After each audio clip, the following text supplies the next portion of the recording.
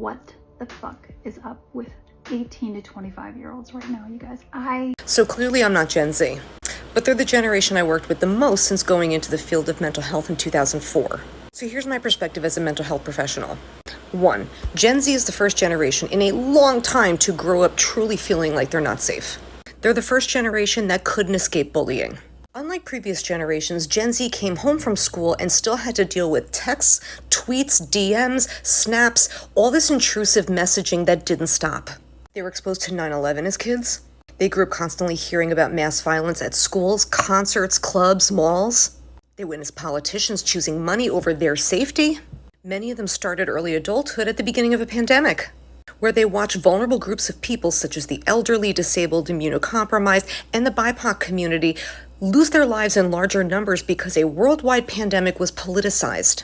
Gen Z witnessed many Americans, some of which were their own parents, fight for their right to endanger the lives of other people because a mask and a safe vaccine were just too much.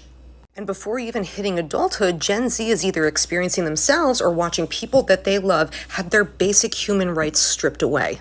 All because another person's religion doesn't approve of their existence. Gen Z is the first generation to have incurred this much debt with little to no way out of it. They are the first generation to truly accept the idea of getting help and support with mental health services. And as a result, when they're able to express themselves in healthier and more positive ways, the older generations are calling them crybabies and too emotional. And when Gen Z expresses frustration, anger, sadness at what they are seeing going on around them, they are being told they are entitled and lazy. One of the most important factors is that because of the explosion of social media in their childhood, they grew up seeing all of the craziness that happens outside of their small bubble they grew up in. And they're the first generation to witness that since childhood. But here's the key difference. They grew up seeing it, but because they were children, they were unable to do anything about it or control it. And that's what causes issues. But they can control it now.